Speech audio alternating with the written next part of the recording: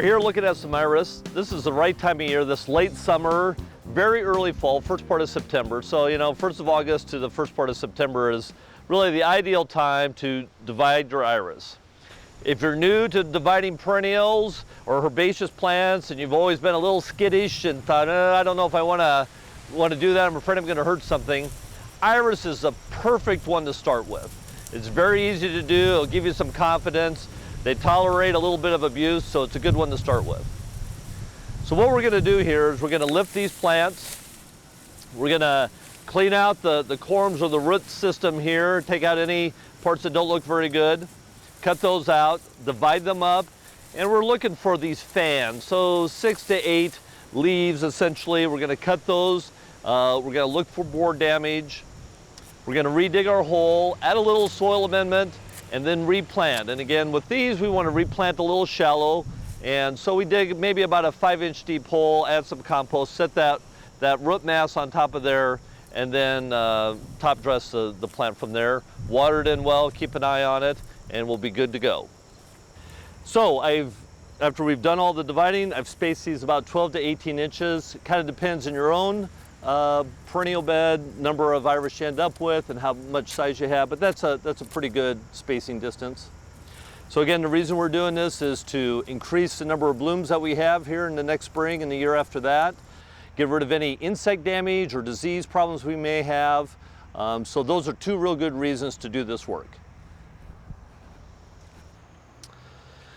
Hostas are one of these plants that typically we think of dividing them in the spring, before the leaves even come out of the ground. Just when they're starting to show early in the spring is a good time to divide hostas. Another time that I've had a very good luck dividing hostas is kind of this late summer, early fall period.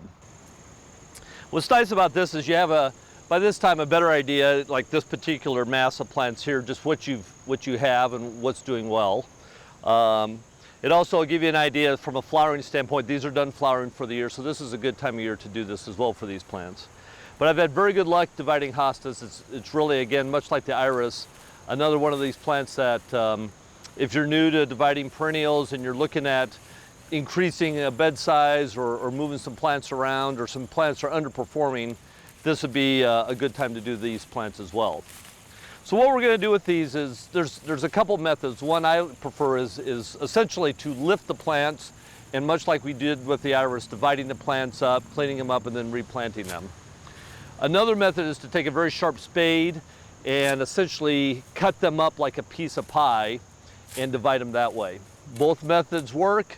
I think with this lifting method, we do a little bit less damage to the plants. So again, the reason we're dividing these is they're underperforming, not flowering the way they should. And so again, this is a good time to go ahead and lift these and do this.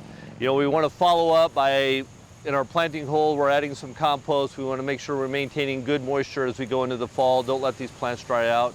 And you should have good success with your hosta transplants this fall.